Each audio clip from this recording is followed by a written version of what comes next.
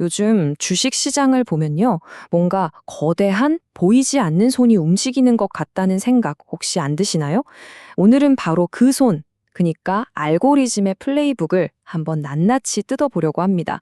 인간의 감이나 직관이 아니라 아주 차가운 데이터만 보고 시장을 움직이는 그들의 전략, 지금부터 같이 한번 파헤쳐보죠. 자, 그렇다면 말이죠. 오늘날 시장을 움직이는 이 보이지 않는 손의 정체는 대체 뭘까요? 예전에 애덤 스미스가 말했던 그런 시장의 자율적인 힘? 그것과는 좀 다릅니다. 지금은 훨씬 더 계산적이고 훨씬 더 빠르고 철저하게 데이터에 기반한 무언가가 그 자리를 차지하고 있거든요.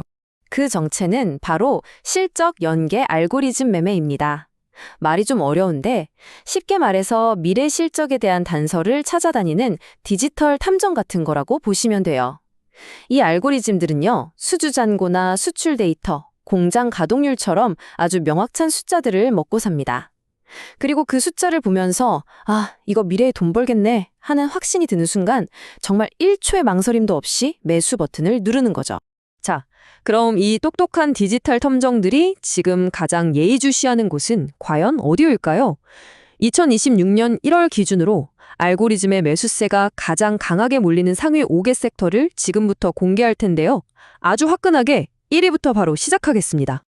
네, 대망의 1위입니다. 알고리즘이 가장 사랑에 빠진 섹터, 가장 뜨거운 돈이 쏠리고 있는 곳은 과연 어딜까요? 바로 조선 및 에너지 장비 섹터입니다. 매매 강도를 보시면 별이 5개 만점이죠. 이건 현재 시장에서 알고리즘의 원픽, 가장 강력한 타겟이 바로 여기라는 뜻입니다. 이 섹터가 왜 1등이냐면요. 이유는 정말 간단하고 명확합니다.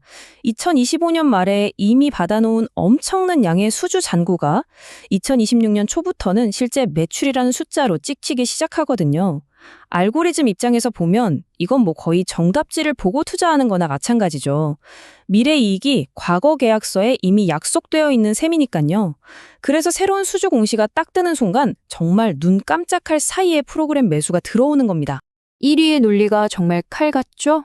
그럼 이어서 2위 섹터는 어떤 특징을 가지고 있는지 한번 볼까요? 2위는 반도체.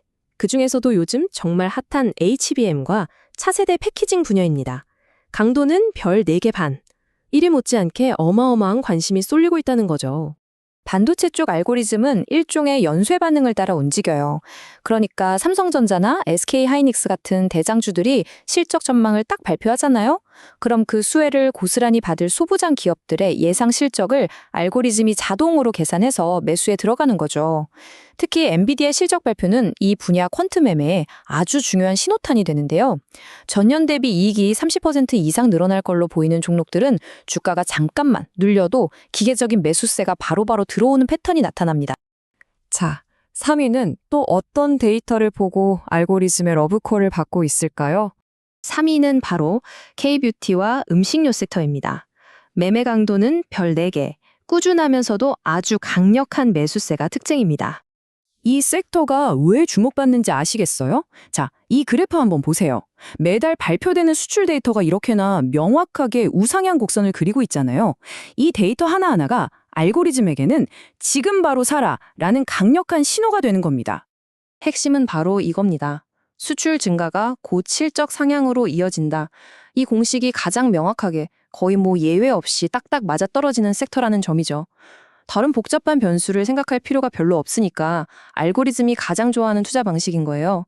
그래서 매월 중순에 관세청에서 잠정 데이터가 발표되는 그 순간 관련 기업들 주가가 즉각적으로 움직이는 걸 볼 수 있는 겁니다. 자, 계속해서 4위도 확인해 봐야겠죠? 이번엔 또 어떤 논리가 숨어 있을지 궁금하네요. 4위는 방산 및 우주항공 섹터입니다. 강도는 별 3개 반. 여기는 좀 특별한 상황에서 알고리즘의 선택을 받는 특징이 있어요. 이 섹터의 알고리즘은 조금 다르게 움직입니다. 정부 예산이나 대규모 수출 계약처럼 실적 예측이 아주 쉽고 안정적이잖아요. 그래서 시장 전체가 막 불안하고 변동성이 커질 때 알고리즘의 안전한 피난처가 되어줍니다. 시장이 흔들릴 때 오히려 방산주 여러 종목을 한 번에 사들이는 그런 프로그램 매수가 들어오는 경향이 바로 이 때문입니다. 일종의 보럼 같은 거죠. 자, 이제 드디어 마지막 5위입니다. 상위권의 턱걸이한 섹터는 과연 어딜까요? 5위는 바이오입니다. 그 중에서도 CMO, 즉 위탁 생산 기업과 플랫폼 기술을 가진 기업들이고요. 강도는 별 3개네요. 여기서 우리가 주목할 점은요. 바이오라고 해서 다 같은 알고리즘이 붙는 게 아니라는 거예요. 접근법이 나뉩니다. 삼성 바이오로직스 같은 위탁 생산, CMO 기업은 공장 가동률이라는 아주 명확한 데이터가 실적과 비례하니까 알고리즘 매매가 강하게 붙어요. 하지만 기술을 수출하는 플랫폼 기업들은 실적 데이터보다는 로열티 수치 같은 뉴스에 반응하는 경우가 많아서 순수한 실적 연계 강도는 앞선 섹터들보다는 조금 낮게 나오는 편입니다. 자, 지금까지 5개 섹터를 쭉 살펴봤습니다. 조선, 반도체, 뷰티, 방산, 바이오. 겉보기엔 전혀 상관없어 보이잖아요. 하지만 알고리즘의 눈에는 이들을 관통하는 아주 뚜렷한 공통점이 하나 보인다는 겁니다. 과연 그게 뭘까요? 자, 이 모든 섹터를 꿰뚫는 단 하나의 공통점. 그러니까 알고리즘이 매수 버튼을 누르게 만드는 그 결정적인 신호는 대체 무엇일까요? 바로 이것들입니다. 실적을 예측할 수 있는 명확한 트리거가 있어야 하고요. 그 예측이 그냥 감이 아니라 데이터에 기반해야 합니다. 그리고 가장 중요한 건 그 신호가 미래의 수익으로 이어지는 연결고리가 아주 직접적이고 또 수치로 계산이 가능해야 한다는 점이에요. 그럴 것 같다는 막연한 추측이나 분위기가 좋다는 모호함이 끼어들 자리가 거의 없는 거죠. 네, 결국 오늘의 분석을 딱 한 문장으로 요약하면 바로 이겁니다. 알고리즘은 희망이나 기대에 투자하는 게 아닙니다.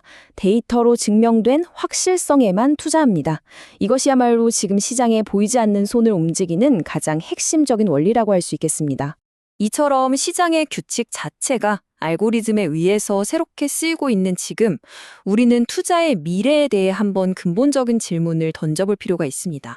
그래서 마지막으로 여러분께 이 질문을 남깁니다. 이성과 데이터로 무장한 알고리즘과 우리 인간의 직관은 과연 경쟁해야만 하는 걸까요? 아니면 그들의 플레이북을 이해하고 그 거대한 흐름에 올라타는 현명한 협력자가 되어야 하는 걸까요? 여러분의 생각은 어떠신가요?